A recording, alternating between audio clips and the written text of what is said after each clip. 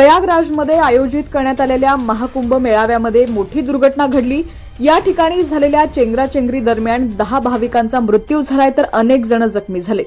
मौनी अमावस्येनिमित्त अमृत स्नान करण्यासाठी देश विदेशातील नागरिकांनी कुंभमेळ्यात मोठी गर्दी केली।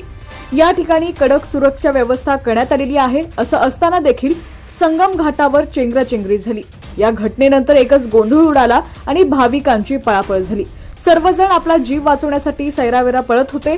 पोलिसांनी कशीतरी परिस्थिती नियंत्रणात आणली। घटनास्थळावरचे काही फोटो समोर आलेले आहेत, त्यावरून त्याची भीषणता लक्षात येते। भाविकांचं सामान, चप्पल, कपडे सर्वत्र विखुरलेले दिसत आहेत। या चेंगराचेंगरीमध्ये जखमी झालेल्यांना तात्काळ रुग्णालयामध्ये दाखल करण्यात आलंय। जखमींमध्ये अनेकांची प्रकृती गंभीर आहे, त्यामुळे मृतांचा आकडा वाढण्याची शक्यता आहे। अनेकांच्या सोबत असलेले त्यांचे नातेवाईक हरवलेले आहेत। ही घटना नेमकी कशी घडली याबाबतची भयानक परिस्थिती प्रत्यक्षदर्शींनी सांगितलेली आहे। एका प्रत्यक्षदर्शींनी दिलेल्या माहितीनुसार अंघोळीनंतर जमावाला बाहेर पडण्याचा मार्ग न मिळाल्यानं चेंगराचेंगरी झाली। काही लोक वाटेत असलेल्या लोखंडी डस्टबिनवर आदळले, त्यामुळे ते पडले आणि त्यांच्यासोबत इतर लोकही पडले। त्याच वेळी प्रचंड गर्दी असल्यामुळे काही महिलांचा श्वास गुदमरला। सर्वजण एकमेकांच्या अंगावरती पडले।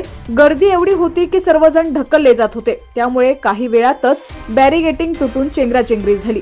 एका महिलेने असं सांगितलंय की मला श्वासोश्वासाचा त्रास होऊ लागला, मला खूप दडपण येत आहे, खूप त्रास होतोय। एका रुग्णवाहिका चालकानं सांगितलं की त्यांनी रुग्णालयात 20 फेऱ्या केल्या आहेत आणि आज एकट्यानं 35 रुग्णांना रुग्णालयात नेलेलं आहे।